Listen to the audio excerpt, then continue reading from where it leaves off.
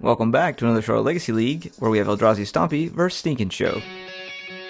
A huge thank you to the Patreon supporters who are helping the league and YouTube channel. If you would like to become a supporter, please click on the link in the show. If you've been enjoying our content, please be sure to like, subscribe, and leave a comment below. Back to the 12 of you who actually watched this. Both players on 7, and Haley's on the play. Pre-game effect for Connor, Devour of Destiny. He's going to take a peek at the top couple cards of his library, select which one he actually wants to draw, if there's one he likes there. Haley leading off on a Volcanic Island and a Ponder, seeing if she can piece together a turn 2 kill and put this Eldrazi Stompy to bed. Alright, she draws, and it is back over to Connor. No fast combos right there. He's taking a peek at the top of his library, see if he likes those 4 cards. Exiles 3 of them, puts 1 in his hand, and off to the races we go. So it looks like he picked up a Kozilek's Command there, I think I know these Eldrazi cards by now. Alright, leading off on an Ancient Tomb, Powerful Wizard, and a Chalice on 1. Haley has already played her 1 cantrip. I believe she just chuckled a little bit and said, yeah, sure. Because next turn, I think she's going to go to Dumpster Town against Connor, and that will be that. It does look like she has a Brainstorm in hand, though. Alright, just a quick pass back over, and Connor may actually be able to make this into a game. He can find a Wasteland to put her under a little bit more pressure. So, it looks like an Eye of Ugin's coming out of his hand there. Nope, just kidding. It's the Eldrazi Temple. And what do you have in store for us, Mr. Panuccio? Patented Grip. If your kids are around, don't look it up. If they are, go to another room. And then we get to Thought Not Seer, the Sneak and Show player. Alright, got Force of Will pitching the uncastable Brainstorm. Well, it is castable, but it'll get countered instantly. And then it looks like we're going to fetch. We're going to look at the top card of our library with Thundering Falls. She likes what she sees, draws a card, and it's a Petal.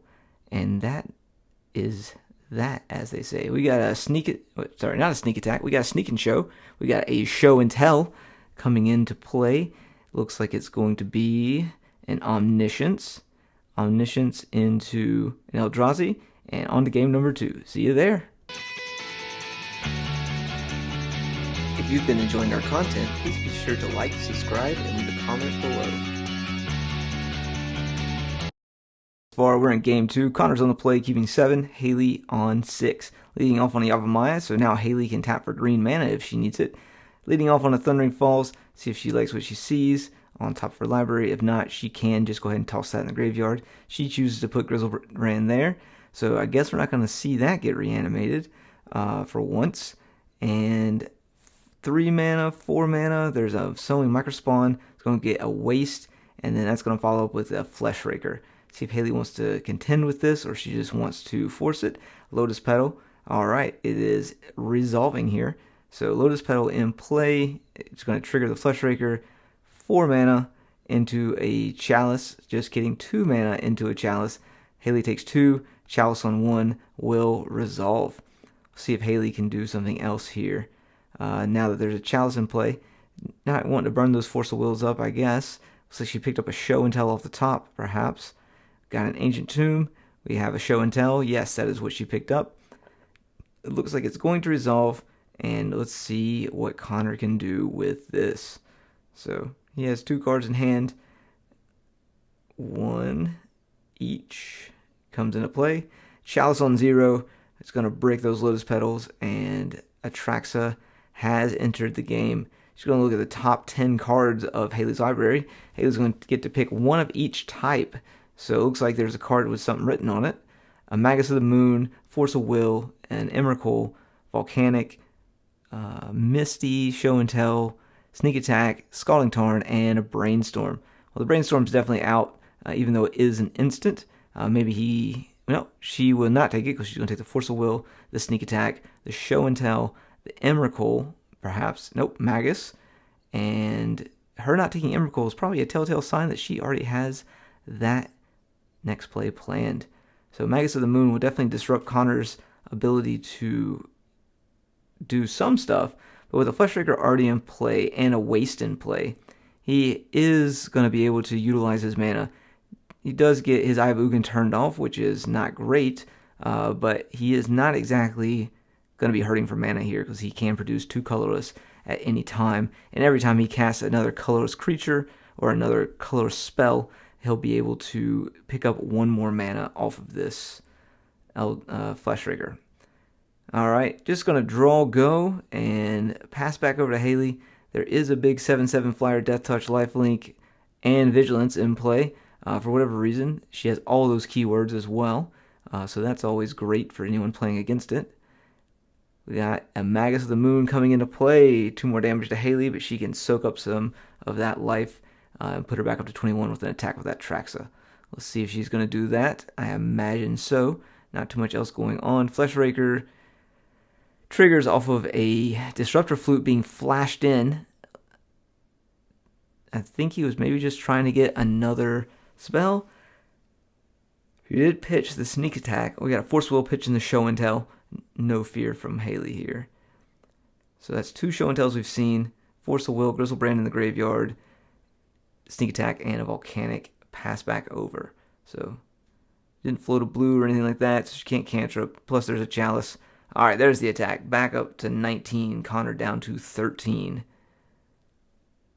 And let's see if Connor can make a game out of this against this Atraxa and this Magus of the Moon. Draws a card. Flicks them around, keeps shuffling them, takes a hard look at the board state, thinking about tapping some mana. What could he do? 3 mana.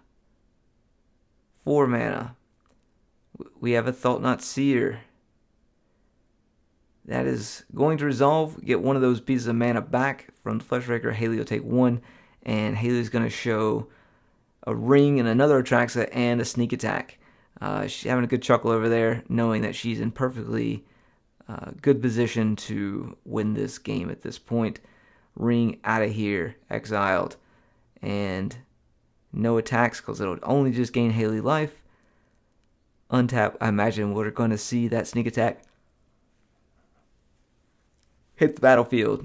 7 more damage coming across. 1 more swing, and Haley is going to beat this Eldrazi Stompy deck. Alright, down to 6. Let's see if Connor can do anything else.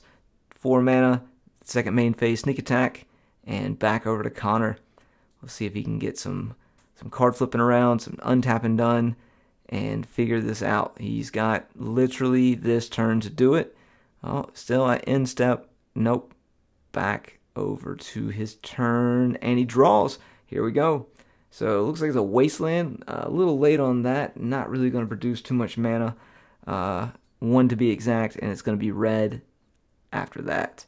So, I don't know. I think he maybe was looking for like a Devour or something along those lines to maybe get this Atraxa off the battlefield and push forward.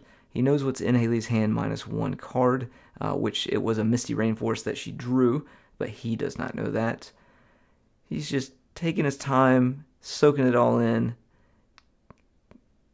Looks like he's got some action going on. There's a waste, and there's a mana. Alright, maybe. No. Flick it around. And, alright, got some card shuffling. Bro, you're dead. Just concede. It's over.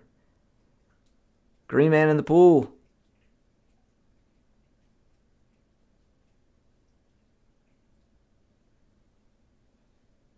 Alright, packs it up. See you later. Thanks for watching. Everybody's favorite time, it's vintage time. Sit back, relax, and watch some Jewel players play against each other in a bunch of Game 1 games with no sideboard. So it's literally who draws the best hand. And away we go. Alright, we got Connor Panuccio on Jewel. We have Joel on Jewel. And here we go. So, just like to say, I finished this deck, my Jewel deck that Connor is playing at Eternal Weekend, picking up my 4 shops. He's playing my currently sleeve playable Mishra's Workshop because it was cheap, and I got it for a good deal. Back over to Joel, leading off with, a Workshop, a Soul Ring, a Grim Monolith, and a Time Vault. See if Joel has anything to follow up with. Only 1 blue mana, and he does have a Transmute in hand, but I don't think that's going to get it done for him.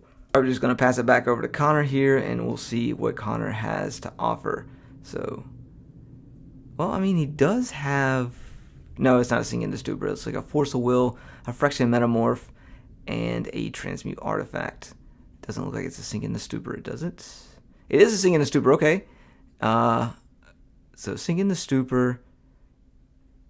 I don't know what that other blue card is. All right, we got some artifact mana coming into play, and we've got the Phyrexian Metamorph copying the Grim Monolith.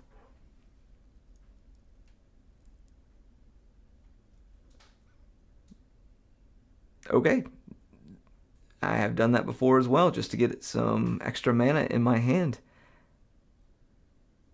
5, we're going to see a beautiful Jewel. Everyone likes to see that one, especially Hunter. It's his favorite art. And it looks like we've got a Sink into Stupor coming in to hit the Jewel. Force of Will saying, no thank you, sir. And we're about to draw some cards. 1, 2, 3. Picked up another Force of Will. It's like there's 5 mana in the pool. We got a Karn the Great Creator that is only allowed to be in the main deck once there are 4 workshops in the main deck. So, I don't think Joel can really beat a Karn here. As Justin Ganari says, the Jewel deck has a difficult time beating Null Rods. Joel's going to pack it up. Alright, Connor cleaning his glasses. Joel leading off again on a fast turn 1 ring. It's like Connor says he's going to force a negation that. Oh, he's going to Force a Will that. Pitching a Force a Will over to Connor. He is very good at finding that new Summer Island that I just picked up at Eternal Weekend as well. Leading on a Mana Vault. Back over to Joel. Let's see if he can produce another threat. It does not look like it with double Metamorph, a Transmute, and potentially an Otawara in hand. I think that's an Otawara. I can't quite make that out. Alright, playing a City of Traders, back over to Connor. He's got 4 mana. See if he's able to put something together from here.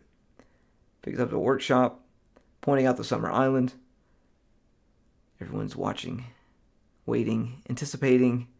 3 mana. No 3 mana.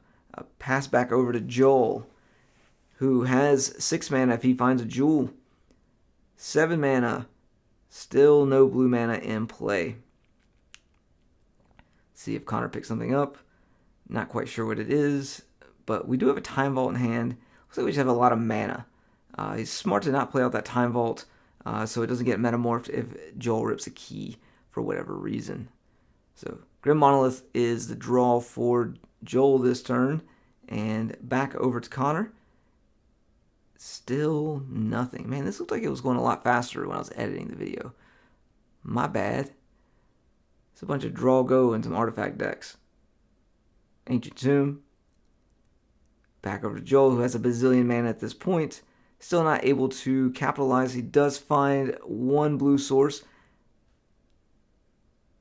City of Traders potentially being tapped before this island comes into play. Island in play. City of Traders, no tappy, no mana. Arawaru. Are we going for something good here? We have a Time Vault. Looks like that resolves. Finds the key. And it looks like it's a PO and Sink into Stupor into hand.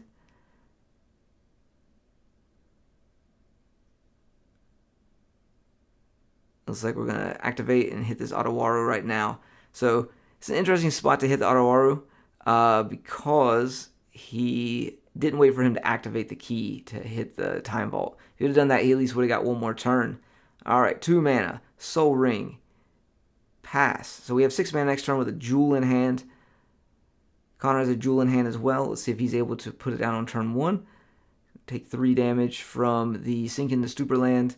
Playing a Ruby, a Jet, and a Tinker. Tinker on the Ruby, and he's probably going to go get a Jewel. Jewel it is, picks up 3. See if he's able to convert all of this. 3 mana. Another Jewel. Draws 3 cards. Finds another Metamorph. 3 more mana. Plays a Jewel. Draw 3. Bro, this deck is so good. When no one's fighting back against it. It's not that great when they're not, though. Like, it's just like, check out my cool cards. Check out that island, though. My cat says hello. If you didn't hear him. He may say hello again in a moment or two. And we got 3 damage coming from the Mana Crypt on Joel's side, playing Jewel. Takes the draw, has the mana to play the Jewel now. Let's see if he chooses to do that. What do we got? We got a Jewel. Are we going to play it? There is a Sink into Stupor in Connor's hand, and the Jewel can currently cast it. Jewel gets stupired. Back into Joel's hand. Time Walk for 3 mana. Lego. And let's see what Connor has for us in his following turn with an available 13 mana. Jesus. No, it's not 13. Sorry. It's 10 mana at the moment. 6 mana. Another Jewel. Draw 3 cards. Do we have a PO? Find a Sapphire. That's great. And a Pearl. 6 mana. Another Jewel. Another 3 cards being drawn here. Picks up an Ancestral. And a Synthesizer. Synthesizer, a new add to the Jewel deck from Eternal Weekend, from the Eternal Weekend deck that top 8'd. I was fortunate enough to get absolutely demolished by Mr. Klein when I played against him in round 3. I feel like since he top 8'd, we all top 8'd. And that's my story. I'm sticking to it. Synthesizer is going to not see itself when it comes into play, but at least will allow it to scry 2. No Construct comes into play. Connor read his card finally. And we're going to look at the top 2 if there's anything he likes. Granted, we do still have an Ancestral in hand. So whatever card is on top is available to us. If we have a PO, we can also draw a bunch of cards that way. Looks like we have a Force of Will, and we can hardcast the Force of Will with the Academy if we need to. All right, we have Karn. And we'll see in game number or whatever it is. Joel continuously on the play here. Connor showing the power of the new school deck versus the old school deck. And we've got a 1 ring getting ready to try to come into play. Force of Will, pitching a Sink into Stupor. Pass back over to Connor. See what he has for us. Is a Mazamo. That's a pretty cool land. For whatever reason, it's dumb expensive. Thanks, Commander players. Mana Crypt. Also recently banned in Commander. Metamorph. What are we copying? I think we're copying the Mana Vault. Okay, great. I just played a League before I was recording this video, and I did copy my Mana Crypt against Jewel so I could cast a Jewel on turn 2. I also lost both of those flips. Normal flavor text for me. So, alright, empty-handed. Joel goes. Has a little bit of mana to play with. Connor loses his roll, going down to 14. And let's see if that's going to affect anything that's going to happen the rest of this game. So we got 5 mana, 6 mana. We got a PO floating 2 colorless. We're going to pick up 2 cards and see what we can replay. Does find the Mistress Workshop. Do we have anything else worth playing, though? That's the question. He could copy that fancy little rock that Joel has over there. Mana Crypt back in play. Workshop back in play. Metamorph, copying that rock right there. I think it's like Sauron's rock or some shit like that. Let me check and see. I know it does tap for 2, and he discards 1. It's like a baby Dak Faden that also makes mana. It's one of my favorites. Alright.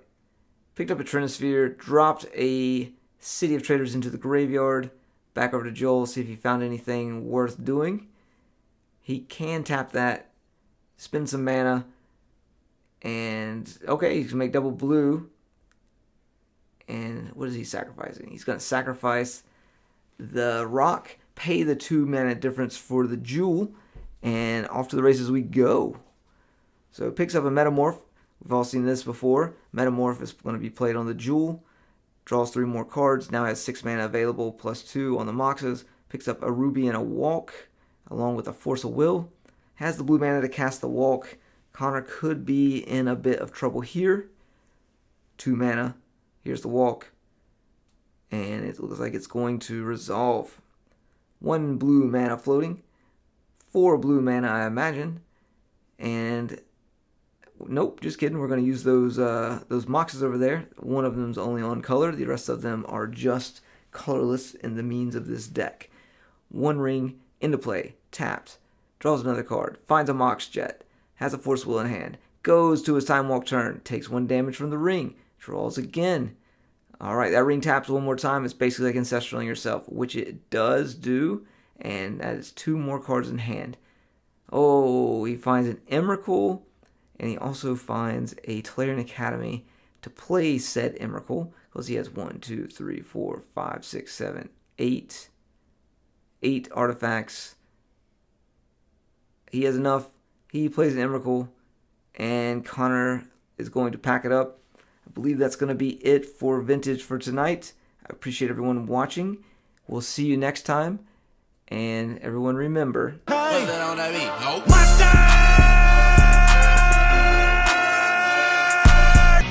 If you've been enjoying our content, please be sure to like, subscribe, and leave a comment below.